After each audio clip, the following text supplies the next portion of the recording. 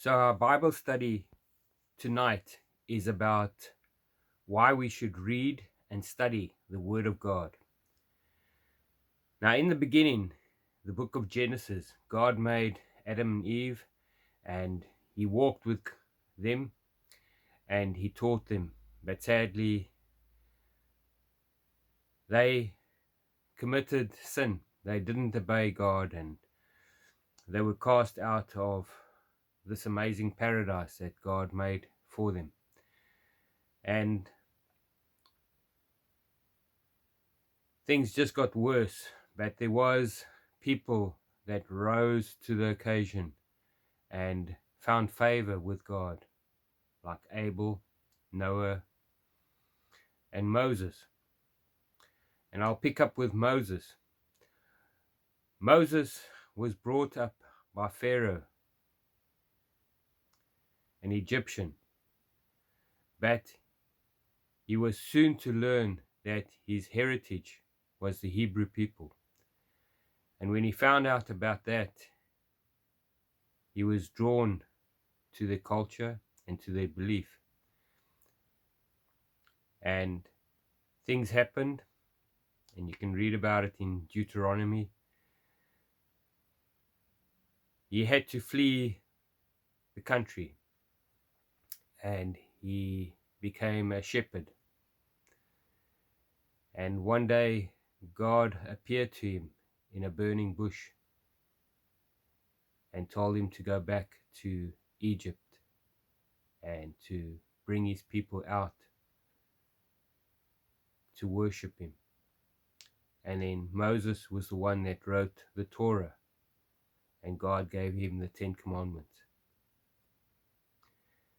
And the Ten Commandments and the Torah, the Israelites studied, and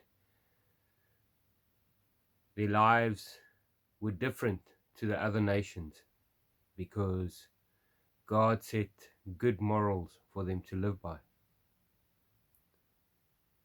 Then in the book of Joshua, God specifically tells Joshua to study the Word of God often, study it often. And because of that, they were able to excel and defeat many heathen tribes that were an abomination to God because of their practices. And then many things happened. Hundreds of years went by, and Jesus was born, and he brought a new dimension to following God. And one of the most important things that he said here on earth, through the Apostle John,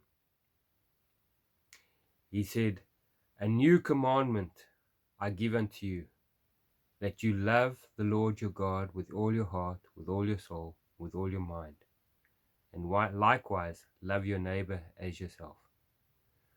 Now, what am I getting at about reading the Bible and studying it?